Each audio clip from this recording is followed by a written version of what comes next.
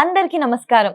Welcome to it's TV. ప్రస్తుతం మనతో పాటు ఉన్నారు ప్రముఖ ఆధ్యాత్మికవేత్త, జ్యోతిష్య పండితులు, భారతీ శంకరపీఠం వ్యవస్థాపకులు, బ్రహ్మశ్రీ అన్నవరపు తిరుపతి మూర్తి అవధాని గారు. గురుగారితో మాట్లాడి మరెన్నో విషయాలు తెలుసుకునే ప్రయత్నం చేసేద్దాం. అంతకంటే ముందు ఇటువంటి ఆధ్యాత్మిక పరమైన వీడియోస్ కోసం ఇప్పుడే మన ఛానల్ ని సబ్స్క్రైబ్ చేసుకోండి. నమస్కారం గురుగారు. పరమేశ్వరార్పణం. గురుగారు, ఇప్పుడు నెక్స్ట్ రాశి చూసుకున్నట్లయితే తర్వాత రాశి మనకి కన్యా రాశి. అవునండి. మరి కన్యా రాశి వారికి ఏ ఉద్యోగం లేదా వ్యాపారం చేస్తే బాగుంటుంది? ఉత్తరత్రయపాదం హస్త చిత్తార్థం కన్యా అంటాం. ఉత్తరత్రయపాదము అనేటువంటిది కృత్తిక, ఉత్తరాషాఢగా రవిని తీసుకుంటే, హస్త అనేటువంటిది మనం చంద్రుని తీసుకుంటే, చిత్త అనేటువంటిది కుజుని తీసుకోవాలి. ఎప్పుడూ కూడా దాదాపుగా ఎదుటి మనిషి కోసం ఏదైనా ప్రయత్నాలు చేస్తారు.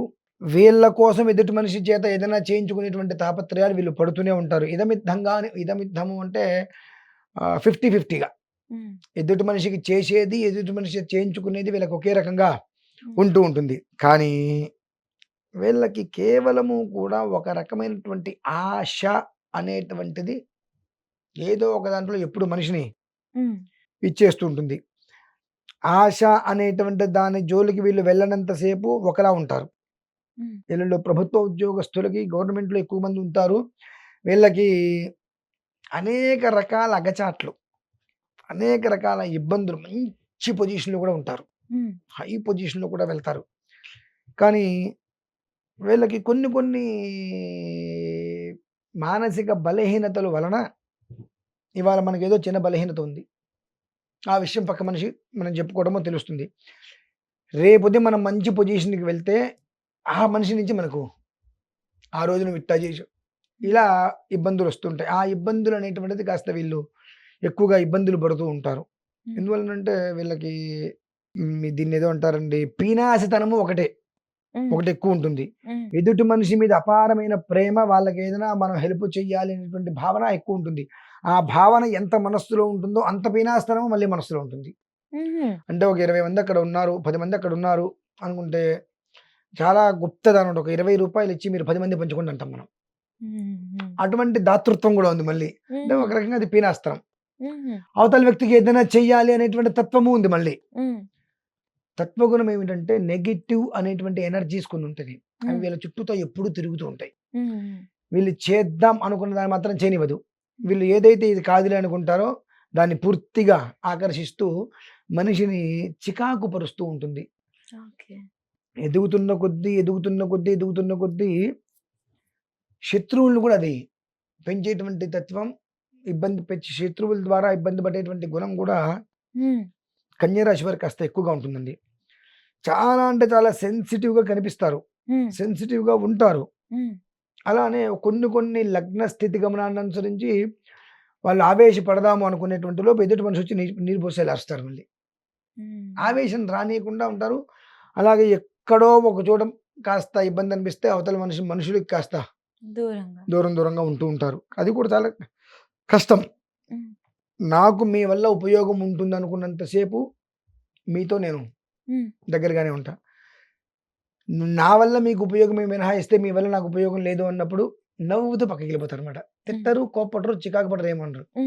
అయ్యయ్యో అసలు చాలా అద్భుతం అండి, నేను ఇప్పుడే ఫోన్ చేస్తా, కొంచెం బిజీలో ఉన్నా అంటారు. పక్కన పెట్టేస్తారు. మ్యాక్సిమం ఫోన్లు ఎత్తకుండా ఉండరు, కొంచెం బిజీలో ఉన్నాను మెసేజ్ పెడతారు, తర్వాత మాట్లాడతారు, అలా పక్కకి పెట్టేస్తారు. కోపంతో నువ్వు మాట్లాడక ఇట్లాంటివి ఉండవు, మళ్ళీ అట్లా జాగ్రత్తగా పక్కన పెట్టేస్తారు. మన నుంచి వాళ్ళకి ఏదైనా లాభం కలుగుతుంది, ఉపయోగం ఉంది అనుకున్నప్పుడు అర్ధరాత్రి 1 గంటకి ఫోన్ చేస్తే మొదట ఇంకే ఫోన్ ఎత్తేస్తారు. అలాంటి దృక్పథం ఉంటూ ఉంటుంది. కాబట్టి వాళ్ళతోటి మనకు చెడు జరగదు, మంచి జరగదు. ఓకే, మనకు తెలుసు అని చెప్పుకోవడానికి మినహాయిస్తే మనకు ఉపయోగపడటం అనేటువంటిది చాలా, ఎదుటి మనిషికి వాళ్ళు ఉపయోగపడటం అనేది తక్కువ. వాళ్ళకి ఎవరైతే ఉపయోగపడతారో వాళ్ళకి ఎక్కువగా అనుసంధానంగా ఉంటూ ఉంటుంది. కన్యా రాశి వారు మాత్రం ఎదుటి వాళ్ళ ఒక విధానంలో కొంతమంది విషయంలో మాత్రం నలిగిపోతూ ఉంటారు.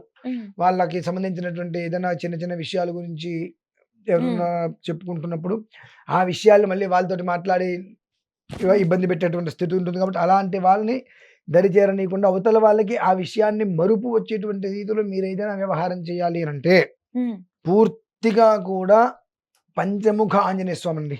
పంచముఖ ఆంజనేయ స్వామి ఉమ్, గరుత్మంతుడు, నరసింహస్వామి వారు, వానరముఖం, అశ్వముఖం అంటే హైగ్రీవుడు, ఉమ్, పంచముఖాంజనేయ స్వామి వారి యొక్క ఆరాధన వీళ్ళకి సర్వదా శ్రేయస్కరం.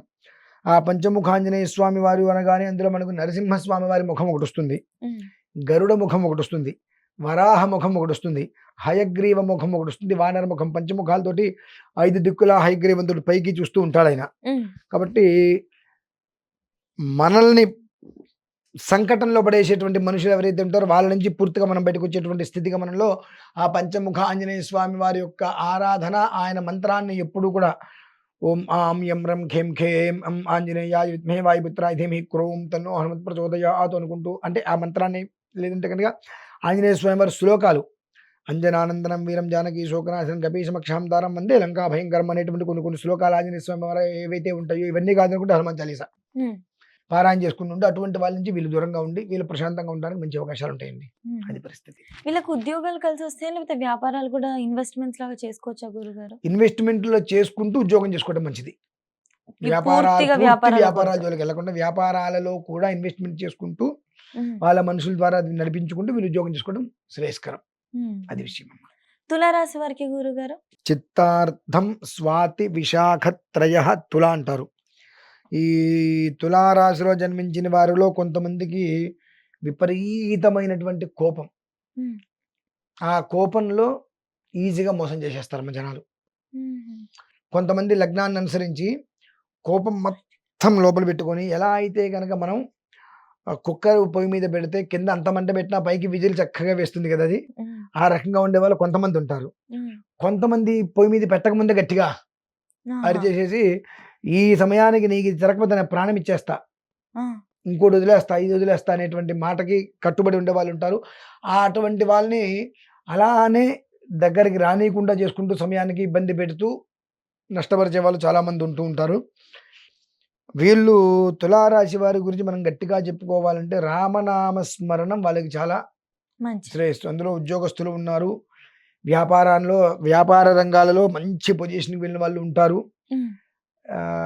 టెర్రరిస్టులు కాదండి, ఆర్మీ గురుగారు? అంటే టెర్రరిస్టుల్ని మట్టుపరిచేటువంటి వాళ్ళు, ఆ, టెర్రరిస్టుల్ని మట్టుపరిచే మట్టుపరిచేటువంటి వాళ్ళు ఆర్మీ, మిలిటరీ. మిలిటరీ. ఉమ్, ఈ టెర్రరిస్టులందరినీ కూడా సంహరించేటువంటి దాంట్లో భారతదేశానికి వెన్నెముకగా నిలిచేటువంటి వాళ్ళు ఎక్కువగా ఉమ్, తులారాశి వాళ్ళు. ఢీ అంటే ఢీ, గన్ను పెడితే ఎదురుకుండా వెళ్ళి ఇక్కడ కాల్చవయ్యా, ఇక్కడ కాల్ చేతనైతే అని అంత ధైర్యం. ధైర్యం కొంతమందికి ఉంది. ఉమ్, అలానే కొంతమంది మరి 2 రకాల వర్గాలు ఉంటారు అందులో. అవును. ఎక్కువగా మాత్రం ఏటికి ఎదురుయ్యేటువంటి వాళ్ళు, గుండెకి ఎదురుగా వెళ్ళి గుండె చూపించేటువంటి వాళ్ళు ఎక్కువగా ఉంటారు. కాబట్టి ఇంకా మన దేశం ఒక రకంగా ఇలా ఉంది అంటే తులారాశి వారు, వాళ్ళు సాధ్యమైనంత వరకు భగవన్నామం, రామనామం ఇందాక అనుకున్నాం కదా, ఉమ్, ఆయన చెప్పుకుంది మనం. అవునవును. ఆ రామనామం వైదేహి సహితం సురుద్రుమతే హైమే మహామండపే మధ్యే పుష్పకమాసని అని చెప్పి కొన్ని మంత్రాలు ఉంటాయి. ఉమ్, ఇవన్నీ కాదండి మాకు అంటే ఓకే, శ్రీరామ రామ రామ అయితే వచ్చు కదా, ఉమ్, అది కూడా చాలా పెద్దదైపోయిందండి, మా వల్ల కాదండి. మరా మరా అని మొదలు పెట్టండి. మరా మరా. ఉమ్, మీరు 10 సార్లు అనండి మరా మరా అని. నేను అన్నాను. అనండి మరా మరా మరా మరా మరా మరా మరా మరా మరా కదా. రామ రామ రామ రామ అనండి. రామ రామ రామ రామ రామ రామ రామ. ఇక్కడ మంత్రం అనేటువంటిది రివర్స్ లో తీసుకుంటే మరామ రామ రామ రామ రామ రామ రామ అంటే రామ అని పలుకుతాం, ఆ, మరామ రామ రామ రామ రామ అంటే మరా అని పలుకుతాం. ఆ, ఆ, ఆ, ఆ. Correct correct. ఉమ్, మరా అని మొదలుపెట్టి మరామ రామ రామ రామ రామ రామ రామ అంటే ఆ రామస్మరణ అనేటువంటిది వెళ్తూ ఉంటుంది. రామ రామ రామ రామ రామ రామ రామ అంటే మరా మరా అని వచ్చేస్తుంది మనకి అక్కడ. ఆ, అందుకని రివర్స్ లో అన్నారు. రివర్స్ లో మొదలుపెట్టి ఆ రామనామస్మరణ అనేటువంటిది వాళ్ళు చేసుకుంటూ కూర్చుంటే, రాముడు ఎంతటి వాడయ్యా అంటే సామాన్యుడు ఉంటాడు కదండి, అంత బుద్ధి కుశలత. ఒక రకంగా చెప్పాలంటే తులారాశిలో జన్మించినటువంటి వారిని రాముడు వారితో పోల్చవచ్చండి మనం, ఉహుం, అంత బుద్ధిమంతులు ఉంటారు. చక్కగా. ఏకపత్ని వ్రతులు అని చెప్పను, బుద్ధిమంతులు ఉంటారని చెప్తున్నా. ఉమ్. కాబట్టి రామనామస్మరణ చేసుకుంటే వాళ్ళు చాలా క్షేమంగా ఉంటారండి. వీళ్ళకి ఉద్యోగాలు, వ్యాపారాలు రెండు రెండు కలిసి నిలబడి వస్తాయి. ఉంటాయి. చక్కగా రామస్మరణ చేసుకుంటూ రామాలయాలకు వెళ్తే బాగుంటుంది. ఈ ఆలయానికి వెళ్ళినా వెళ్ళకపోయినా రామనామస్మరణము అనేటువంటిది ఉమ్, వాళ్ళ జీవితాన్ని ఉద్ధరిస్తుందండి ఓకే, ఓకే. ఖచ్చితంగా.